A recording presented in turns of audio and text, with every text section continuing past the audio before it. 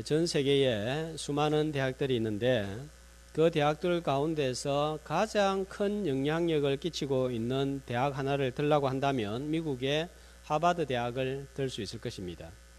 지금까지 졸업생과 교수를 포함해서 세계에서 제일 많은 152명의 노벨상 수상자를 배출했습니다. 뿐만 아니라 프랭클린 루즈벨트, 존 F 케네디 비롯해서 오바마 대통령에 이르기까지 미국에서 가장 많은 8명의 미국 대통령을 배출한 학교이기도 합니다. 36명의 퓰리처상 수상자, 또 미국에서 제일 많은 21명의 연방대법원 대법관과 또 7명의 세계은행 총재, 그리고 록펠러, 빌 게이츠 같은 62명의 억만장자와 335명의 로저 장학생이 하버드 대학을 졸업을 했습니다. 뿐만 아니라 각국에서 유학을 하고 고국으로 돌아간 하버드 대학 출신을 포함을 하면 이 대학 출신은 미국뿐만 아니라 전 세계를 움직이고 있다고 해도 틀린 말이 아닙니다. 우리나라는 반기문 유엔 사무총장이 이 대학 출신입니다.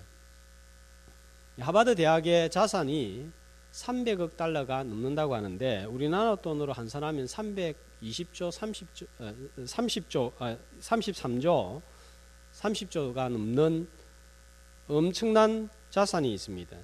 영향력과 더불어서 대학의 크기도 세계 최고입니다. 이런 큰 영향력과 거대한 규모의 하버드 대학의 시작은 이렇게 크지 않았습니다. 아주 작게 시작되었습니다. 존 하버드라는 젊은 영국의 청교도 목사가 원대한 꿈을 안고 신대륙 미국에 도착을 했습니다. 자, 동상에 있는 저분인데 도착한 지 1년 만에 폐결핵에 걸려 죽게 된 거예요. 자, 죽으면서 1638년 아버지에게 물려받은 재산의 절반과 한 400권의 책을 뉴타운 칼리지 대학에 기부를 했고 대학은 젊은 목사의 기부를 기념하여서 하버드 대학으로 이름을 바꾸었습니다. 이것이 하버드 대학의 시작이었습니다. 대학을 위해서 기부한 400여 권의 책은 아주 적은 거예요. 제 수제실만 해도 이거 4배, 5배는 되는 책이 있습니다. 그러나 이렇게 작은 기부가 세월이 흐르자 하버드 대학이라는 온 세상을 움직이는 크고 놀라운 일을 이루어냈습니다. 우리는 작은 것을 중요하게 생각하지 않습니다. 그래서 보잘것없는 사람을 가리켜서 좁쌀 같다고 무시를 합니다. 그러나 작은 것이 중요합니다. 작은 말 한마디가 천국을 경험하게도 만들고 지옥을 경험하게도 만듭니다.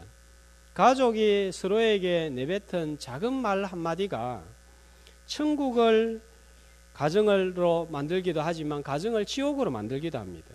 성도끼리의 말 한마디가 천국을 경험하게도 하고 지옥을 경험하게도 만들기도 합니다. 세상에서 무시되는 작은 것이 천국에서는 얼마나 귀하고 위대한지 예수님은 겨자씨와 누룩 비유를 통해서 가르치고 있습니다. 자, 31절, 33절 말씀을 보시면 예수님께서 계속해서 같은 말씀을 반복을 하고 있는데 자, 어떤 말씀인가요? 천국은 뭐뭐 같으니 33절도 천국은 뭐뭐와 같으니라. 또 우리가 다음 주에 살펴보게 될 44절도 천국은 뭐뭐와 같으니 또 45절 47절도 천국은 뭐뭐와 같으니 천국은 겨자씨 하늘 같으니 천국은 누룩과 같으니라. 예수님의 설교 주제는 계속해서 천국입니다. 겨자씨와 누룩의 특성을 통해서 천국의 특성을 보여주고 지금 여기에서 주님이 천국을 경험하기를 원하시는 거예요. 천국 비유를 살펴보면 서로가 짝상을 이루고 있는 것을 봅니다. 씨 뿌리는 비유와 가라지 비유는 씨, 밭이라는 공통점을 가져서 쌍을 이루고 있고 겨자씨와 누룩도 차이점이 있고 공통점이 있습니다. 공통점을 보면 두 가지 비유가 짝을 이루고 있는 것을 발견을 하게 됩니다. 자, 어떤 공통점이 있습니까? 겨자씨와 누룩. 어떤 공통점이 있죠? 첫 번째로는 작다 하는 거예요. 두 번째로는 작지만 겨자씨는 나중에 크게 성장하고 누룩도 눈에 보이지 않지만 변화시키는 능력이 있는 거예요. 자, 작지만 둘 다 성장하고 변화를 가져온다는 점입니다. 자, 겨자씨는 식물학자들의 연구에 의하면 지름이 1mm도 되지 않는다고 합니다. 제가 어제 자기 전에 자를 내가지고 1mm가 얼마나 되는가 이렇게 봤어요. 제가 이전에 다니던 교회에서 목사님이 성지순례 갔다고 돌아와가지고 교인들한테 전부 다 선물을 했는데 겨자씨를 전부 다 선물을 했는데 정말 적더라고요. 너무너무 적은 거예요. 자, 그래서 32절 말씀해 보면 이는 모든 씨보다 작은 것이로되 이렇게 말씀하고 있습니다. 그런데 이게 자라면 3m, 4m까지 자라서 나중에 새들이 날아와서 앉을 정도로 크게 자랍니다. 천국이 이와 같다 하는 거예요. 누룩은 떡을 만들 때 밀가루를 부풀게 하는 효소입니다. 밀가루 속에 효소가 들어가면 보이지도 않습니다. 그러나 나중에 이 누룩 때문에 큰 빵이 만들어집니다. 자, 여기 말씀해 보면 천국은 33절에 여자가 가루 스말 속에 왜 하필이면 4말도 아니고 5말도 아니고 스말입니까? 당시에 밥을 짓는 주부가 9명, 10명의 가족들이 세 끼를 먹을 수 있는 최대치 양식이 이 스말이라고 합니다. 최대한 크게 만든다는 거예요. 조그만 누룩이 온 가족을 먹여 살리는 큰 역할을 감당한다는 것입니다. 자, 천국이 이와 같다 그러는 거예요. 천국은 아주 작게 시작하지만 나중에는 크게 위대하게 원대하게 성장합니다. 천국 비유를 통해서 예수님께서 천국은 죽어서만 가는 곳이 아니라 오늘 여기에서 경험할 수 있다. 이걸 강조하고 있고 계속해서 우리가 이런 내용으로 살펴보고 있습니다. 자, 주님의 오심으로 천국은 시작이 되었고 확장되고 예수님이 다시 오실 때 천국이 완성됩니다. 그래서 지난 주간에 과거적 구원, 현재적 구원, 미래적 구원, 3차적 구원에 대해서 말씀을 드렸습니다. 천국은 예수님 한 분으로 시작이 되었습니다. 그런데 좀 있다가 12명의 제자들로 확장이 되고 나중에는 70명 제자로 확장이 되고 더 이후에는 초대교회 3,000명, 5,000명으로 확장이 되고 그 다음에는 사마리아로, 그 다음에는 로마로, 로마에서 유럽으로, 유럽에서 영국으로, 미국으로, 태평양을 건너서 일본으로, 조선으로 퍼졌습니다. 자, 이렇게 천국이 작은 것으로 시작된다는 것은 우리나라를 보면 너무나 분명하게 드러납니다. 토마스 선교사가 대동강변에서 목이 잘려 죽으면서 박충건이라는 병존에 죽으면서 붉은색이 칠해진 성경을 건넵니다. 박충건이라는 병존이 토마스 선교사의 목을 베고 난 다음에 그냥 가려고 하다가 마음에 뭉클한 것이 있어서 그 책을 들고 집으로 와서 읽다가 예수를 믿고 조카 이영택에게 말씀을 전해줬는데 그도 역시 복음을 듣고 믿고 그 주변이 믿게 되었습니다. 그리고 오늘 조선에 1천만이라는 예수 믿는 성도가 생기고 5만 5천 개의 교회가 세워졌습니다. 영적인 어두움의 건세 아래 놓였던 조선이 하나님의 나라로 변모하게 되는 역사가 일어난 거예요. 토마스 선교사 한 사람, 병졸 한 사람으로 시작되어 이렇게 수많은 십자가의 깃발이 도시에도 산촌에도 어촌에도 휘날리고 있습니다. 천국 나무가 커져서 이제는 우리나라를 통해서 동남아로, 아프리카로 원주민들에게 오지로 심겨지고 있는 거예요. 자, 이것이 천국의 작은 것이 감당하는 역사입니다. 이렇게 작은 겨자씨가 왜 이렇게 크게 자라죠?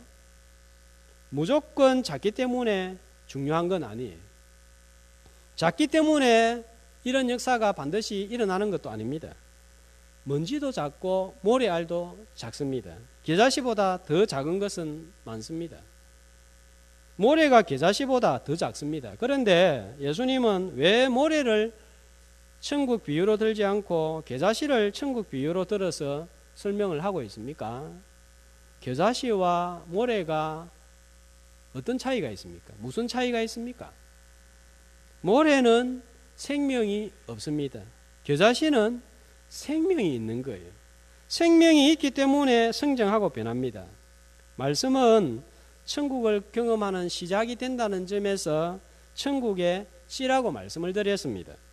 이 씨는 말씀이고 복음이에요. 복음에는 능력이 있는 거예요. 바울이 뭐라고 복음에 대해서 선포했습니까? 내가 복음을 부끄러워하지 아니하노니 이 복음은 모든 믿는 자들에게 구원을 주시는 하나님의 능력이 됨이라. 복음에는 능력이 있기 때문에 이런 역사가 일어나는 거예요. 말씀에 능력이 있습니다.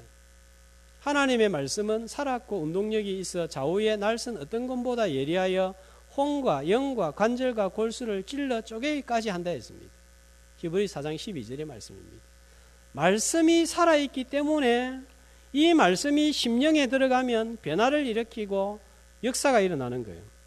자, 우리가 잘 알고 있는 미국의 아브라함 링컨 대통령은 너무너무 불우한 환경에서 자랐습니다. 학교 교육은 초등학교 1학년도 제대로 받지 못했습니다. 너무 가난했기 때문에 통나무 집에서 자랐습니다.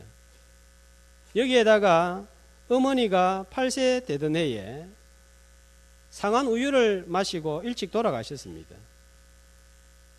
아버지는 따뜻하지도 않았고 아들을 함부로 마구 대했습니다.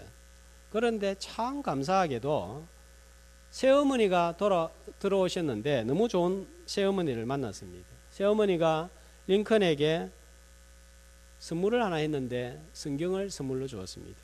네가 힘들고 어려워도 이 성경을 읽고 실천하면서 살아라. 이것이 링컨이 받은 큰 축복이었습니다.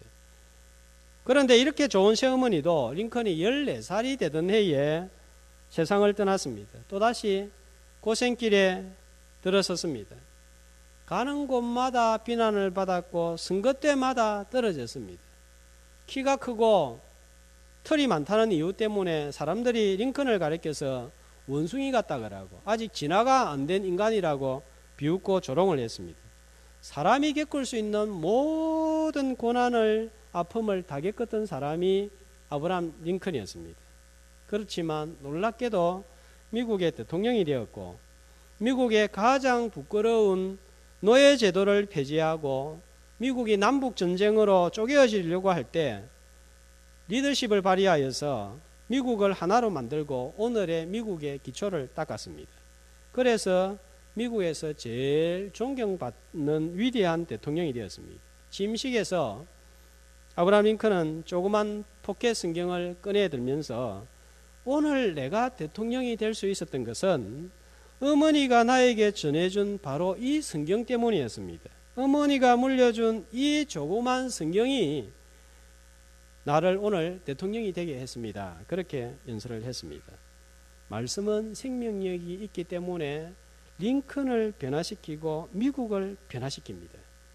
어린 심령에 말씀이 들어가면 이런 능력이 일어나는 거예요. 말씀에 생명력이 있기 때문입니다.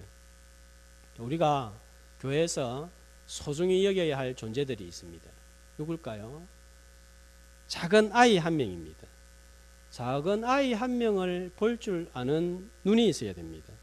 헌금 한 푼 내지 않고 교회 마당에서 예배 시간에 소리치고 장난치고 떠들고 노는 이 아이를 통해서 링컨 같은 위대한 하나님의 나라가 숨어 있다는 사실입니다. 특별히 우리 교사들, 이 교사직이 얼마나 중요한지 알아야 되겠습니다. 반에 아이 한 명을 볼 때 그 속에 어떻게 하면 천국의 시가 심겨질까 온 정성을 다해야 되는 거예요. 제가 지난 늦은 비 새벽 기도회 기간 동안에 하반기에 하나님께 감사한 제목이 무엇이 있을까 생각하다가 몇 가지가 떠올랐는데, 올 초에 주일이면 초등부에서 스마트폰만 계속 만지고 게임하고 있는, 놀고 있는 아이들 몇몇 불러다가 야 그거 하지 말고 암송 한번 해볼래 하니까 5명이 겁도 없이 예 하더라고요. 그래서 그러면 한번 해보자 하면서 제가 속으로 아이고 한 명이라도 너가 하겠나 그런 생각이 들었어요. 그런데 이제 형기라는 아이가 드디어 69절을 암송을 다 했습니다. 암송을 했는데 그냥 몇 구절 하다가 잊어버리고 버벅버벅 하는 게 아니라 69절을 이제 줄줄줄줄줄 몇 장 몇 절 하면 이어오고 이제 줄줄줄줄 암송을 다 한 거예요. 예, 참 감사하더라고요. 제가 훈련시킨 아이 중에 69절 다 하는 이제 제자가 생긴 거예요. 어른들도 제자반 하면서 암송하라고 하면 모두가 손을 절레절레 흔들어댑니다. 그런데 저처럼 암송하는 아이가 이제 우리 교회에 한 명이 더 생긴 거예요. 이렇게 말하면 목사님 아이니까 그렇게 하죠 생각합니다. 그렇게 또 이야기합니다. 맞습니다.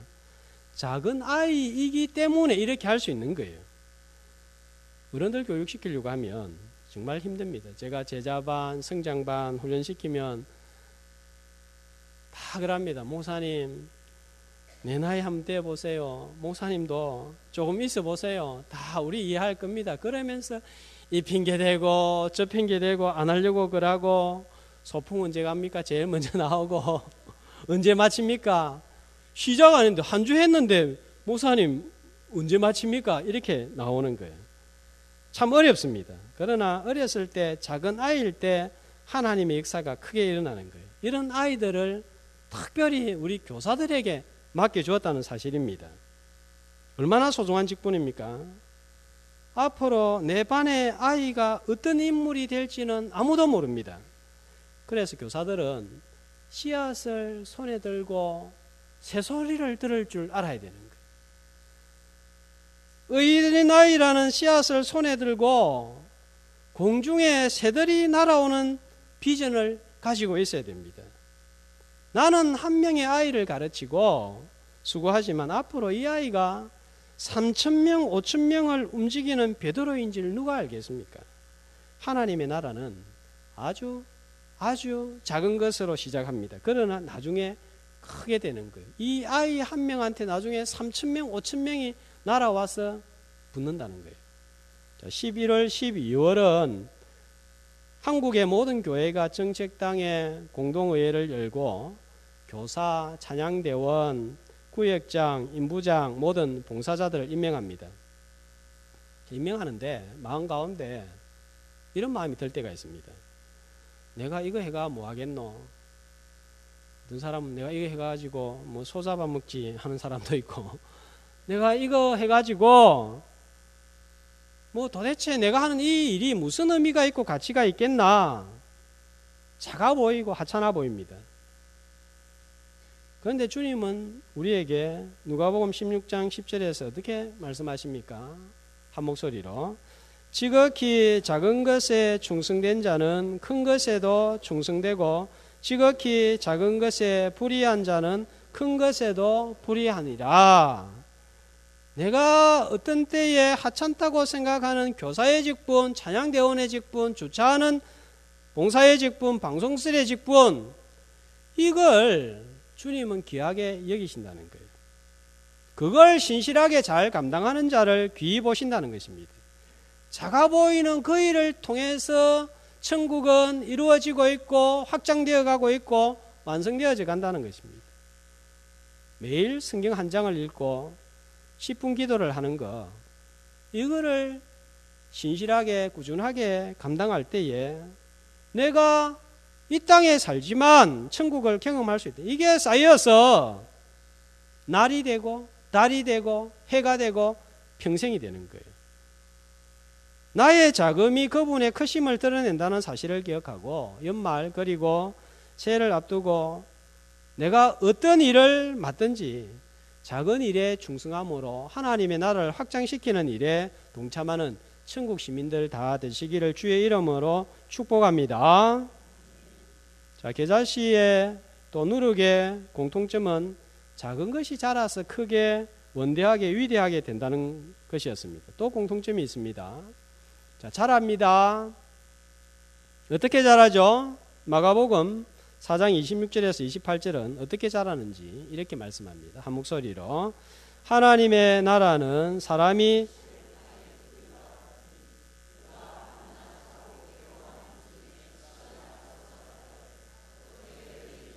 알지 못하느니라. 땅이 스스로 열매를 맺되 처음에는 싹이요 다음에는 이삭이요 그 다음에는 이삭의 충실한 곡식이니라. 자, 자랍니다. 싹이 나고 이삭이 나고 곡식을 거둡니다. 그런데 어떻게 자라죠? 어떻게 그리 되는지를 알지 못하느니라. 살펴본다고 자라는 것이 눈에 보이지 않습니다. 하루가 지나고 이틀이 지나고 자라는데 소리도 들리지 않습니다. 눈에 보이지 않고 소리가 들리지 않지만 자라는 거예요. 자라는데 조용히 소리 없이 보이지 않게 자란다는 거예요. 늘 앞에서 드러나기를 좋아하는 사람이 있습니다. 봉사에도 내가 드러나기를 원하고 주의 일을 할 때 유혹이 익은 거예요. 큰 것, 위대한 것, 소문나는 것, 눈에 띄는 것, 이걸 하고 싶어 합니다.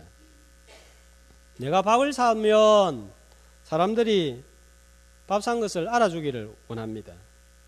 당연한 것 아니냐 싶지만 천국은 수고하고 고생하고 섬기고 물질을 내어놓고 드려도 소리 나지 않는 것, 드러나지 않을 때에, 자랑하지 않을 때에 성장하고 자랍니다. 봉사할 때 네가 맞나 내가 맞나, 네가 잘했나 내가 잘했나 하면서 잡음이 나면 이것은 천국의 모습이 아니고 그렇게 할 때 천국은 보이지 않는 거예요. 이건 세상입니다. 주님을 위해서 봉사하고 수고할 때 겨자씨처럼 누룩처럼 소리 없이 조용히 섬길 때에 천국은 보이고 천국은 빛이 나고 천국은 확장이 될 거예요. 마태복음 23장 11절은 이렇게 우리에게 말씀합니다. 한 목소리로 너희 중에 큰 자는 너희를 섬기는 자가 되어야 하리라.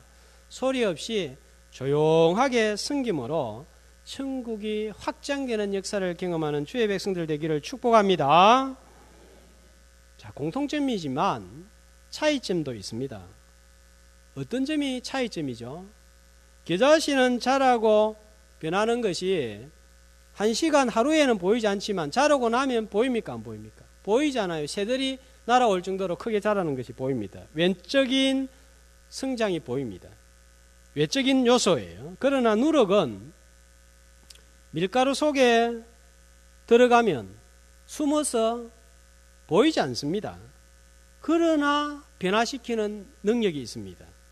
누룩은 성경에서 부정적인 것으로 사용이 된 거예요. 누가복음 12장 1절에 보면 제자들에게 예수님이 바리새인들의 누룩 곧 외식을 조심해라 그랬습니다. 고린도전서 5장 6절에 보면 바울은 죄가 막 퍼지는 것을 누룩에 비유를 했습니다. 그래서 성경에서 누룩은 부패하고 타락한 것의 상징입니다. 그러나 주님께서 천국 비유에서는 누룩이 선한 변화를 가져오는 능력으로 말씀을 하고 있습니다. 아주 작은 양이지만 누룩이 들어가면 밀가루 반죽 전체를 부풀리고 변화시키고 바꾸어 놓습니다. 다르게 만듭니다. 천국은 변화시키는 능력이 있습니다. 그러나 밀가루 속에 들어가서 보이지 않는 것처럼 천국이 임하면 변화되지만 보이지 않습니다. 그러나 사람을 완전하게 변화시키는 능력이 천국이에요. 이런 천국의 능력이 누룩의 능력처럼 나타난다는 거예요. 자, 예수 그리스도를 구주로 믿고 내가 죄인인 것을 받아들이면 눈에 보이지 않지만 천국이 우리 마음에 임합니다. 자, 이런 천국을 가리켜서 뭐라고 그랬죠? 심령천국이라고 그랬습니다.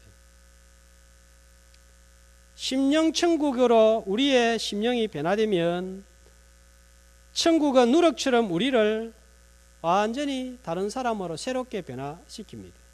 그런즉 누구든지 그리스도 안에 있으면 새로운 피조물이라. 이전 것은 지나갔으니 보라 새 것이 되었도다. 이렇게 변하는 거예요. 자, 이렇게 내가 변할 때 천국을 경험하게 됩니다. 내적인 변화입니다. 성품이 변하고 인격이 변화하고 믿지 않을 때 가지고 있던 옛 습관이 변하는 거예요.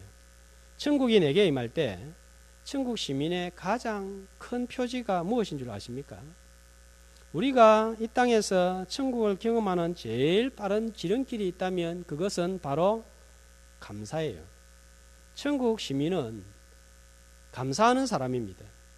감사하는 사람은 이 땅에 살면서 죽어서 천국에 가보지 않았지만 그 천국을 미리 앞당겨서 경험하게 되는 거예요. 이를 두고 스펄전 목사님이 한 우리가 다 잘 아는 유명한 말이 있습니다. 촛불을 보고 감사하면 전등불을 주시고, 전등불을 주신 이에게 감사하면 달빛을 주시고, 달빛을 주신 이에게 감사하면 햇볕을 주시고, 햇볕을 주신 것을 감사하면 하나님은 천국을 우리에게 주십니다 했습니다. 우리가 천국을 경험하지 못하는 이유는 감사가 없기 때문입니다. 감사는 누룩처럼 번지고 자랍니다. 내 안에서 작은 것을 감사하기 시작하면 나중에 더 크게 자주 감사하게 되는 거예요. 감사도 자라지만 또 자라는 게 뭐죠? 불평도 원망도 자라는 거예요. 불평도 전념성이 있어서 한 번 불평하고 두 번 불평하면 습관이 되어서 자주 불평하고 불평의 강도도 심해지고 더 커집니다. 보는 것마다 듣는 것마다 불평이 생기는 거예요. 지옥이 어떤 곳입니까? 불평만 있는 곳이 지옥입니다. 욕만 있고 비난만 있고 지적이 있는 곳이 지옥입니다. 이런 사람들이 모여 있는 곳에는 참 가기가 싫습니다. 피곤합니다. 그 주변 얼쩡거리기도 싫은 거예요. 이 땅에서 지옥을 경험하는 것입니다. 어떤 장로님이 무당을 만나서 주고받은 이야기를 기록한 내용을 책에서 읽었습니다. 장로님 한 분이 무당한테 당신은 왜 이 사람 저 사람한테 당신을 찾아와서 구슬하는 사람들이 가져다 준 돈으로 먹고 살면서 왜 감사를 안 합니까? 물었더니 무당이 하는 말이 에이 모르는 소리 하지 마시오. 우리는 감사를 할 수도 없고 감사를 하면 안 됩니다. 장로님이 왜 그러냐고 물었더니 무당이 하는 말이 우리가 감사하면 귀신이 다 도망쳐 가버립니다 하더랍니다. 귀신은 감사가 없습니다.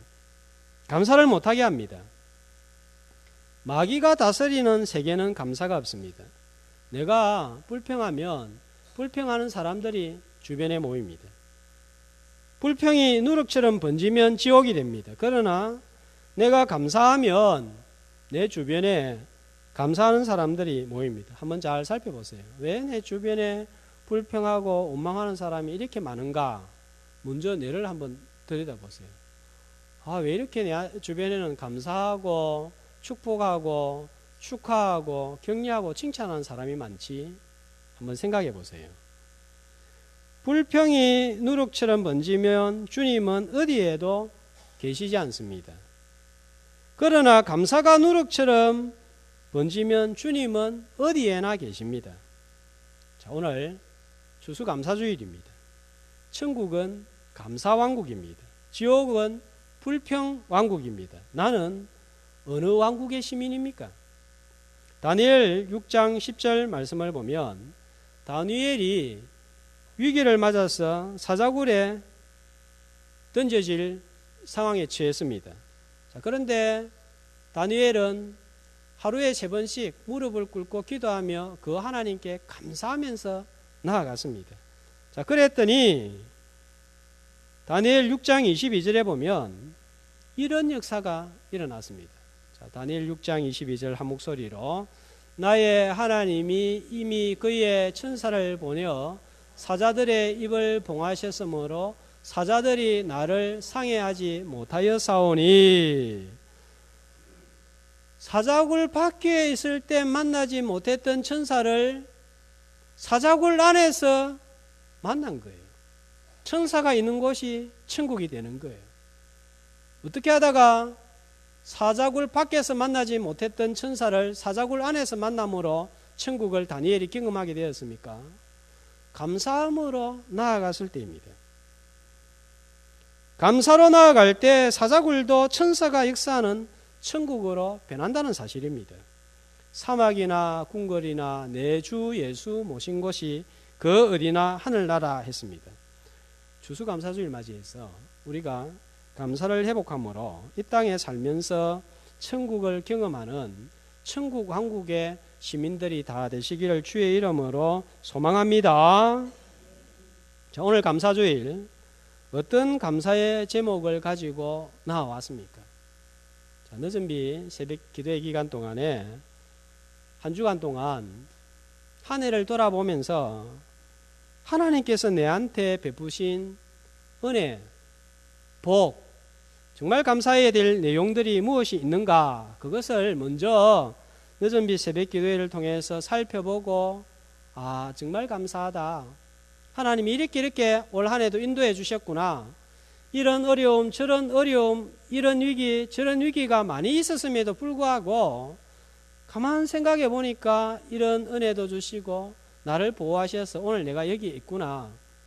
그래서 감사해서, 정말 감사해서 마음을 모아서 힘을 다해서 예물을 드려서 정말 마음으로 추수감사주의를 한번 맞이하자, 그렇게 했습니다.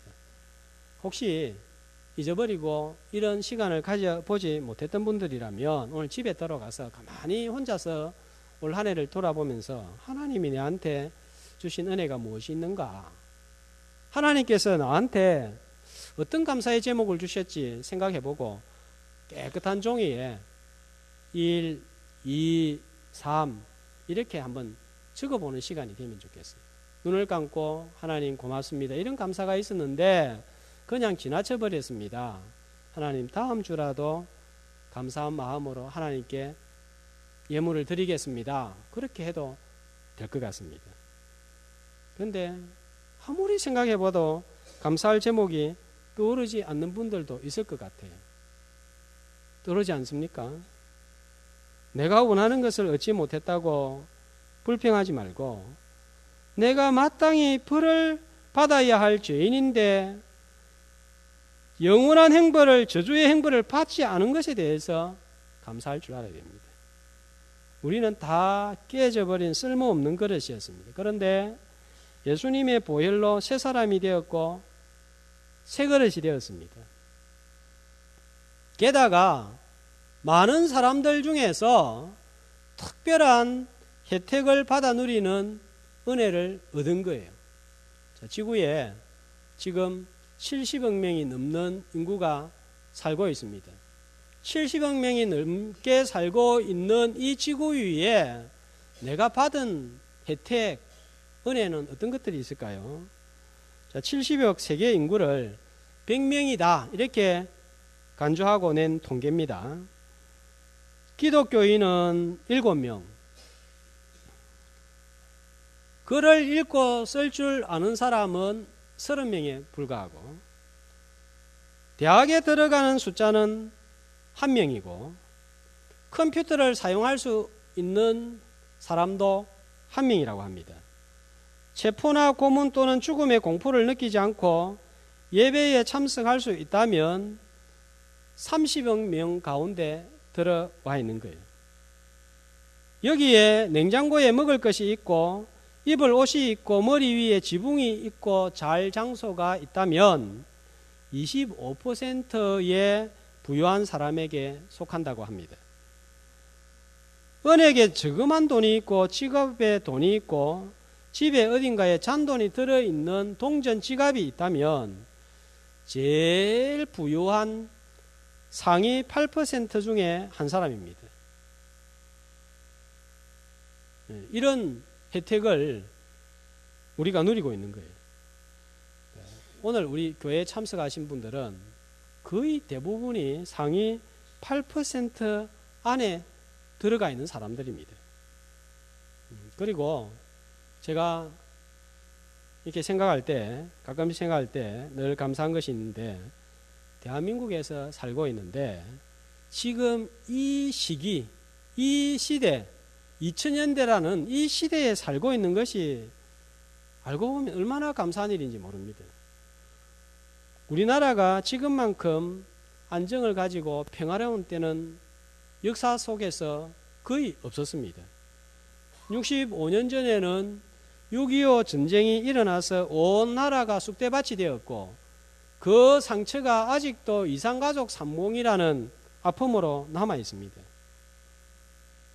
70년 전 일본에게 36년간 식민지로 고생을 했습니다. 그러니까 1945년 전부터 30년이에요. 그리고 식민지 되기 수십 년 전부터 일본한테 시달렸습니다. 그전에는 임진왜란이 있었고 그 전에는 병자호란이 있어서 나라가 바람잘 날이 없었습니다. 그때마다 백성들은 시달려야 됐고 그때마다 백성들은 초건목피했습니다. 여기에다가 조선을 이성계가 세웠지만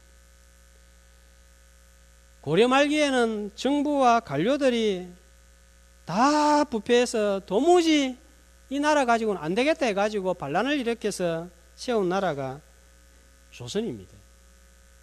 그러니까 수백 년 동안 나라가 안정이 될 때가 없었고 평화를 유지한 날이 별로 없었어요. 지금 우리나라는 건국 이래 가장 평화로운 때가 아닌가 생각이 듭니다. 세종대왕 때보다 더 평화롭고 잘 살고 있는 때가 아닌가 생각합니다. 70년 이상 평화를 유지한 적이 없어요. 10년이 멀다 하고 당파 싸움이 일어나든지 내부 싸움이 일어나든지 외부에서 적들이 쳐들어왔습니다. 우리가 일제 식민지, 임진왜란, 병자호란 시절에 살고 있다고 생각해 보세요. 얼마나 불행하겠습니까? 지금처럼 편안하게 이렇게 예배 드릴 수 있겠습니까? 하나님 보실 때는 한편으로 생각해 보면 너무 배가 불러가지고 이 소리 저 소리를 하고 있지 않나 생각을 합니다. 천국은 멀리 있지 않습니다. 감사할 때 천국을 경험할 수 있습니다. 천국은 작은 감사로부터 시작됩니다. 하나님의 나라는 아주 작은 한 사람, 아주 미미한 작은 것으로 시작이 되었습니다. 아브라함 한 사람으로 시작했습니다. 이삭, 야곱, 요셉 70인으로 애굽 땅에 내려갔습니다. 나중에 200만 이스라엘이 되었고 민족이 되었습니다. 예수님이 마을 구육간에 오심으로 천국은 시작이 되었습니다. 12명, 70명, 초대교회 3,000명, 5,000명, 로마, 영국, 미국, 조선, 동남아, 아프리카로 확장이 되고 있습니다. 변화를 일으키고 있습니다. 천국 복음에 생명력이 있기 때문입니다. 변화의 능력이 있기 때문입니다. 오늘 내 속에 임한 천국이 확장되고 변화됨으로 이 땅에서 천국을 경험하고 천국을 전파하는 주의 백성들이 다 되시기를 주의 이름으로 축복합니다.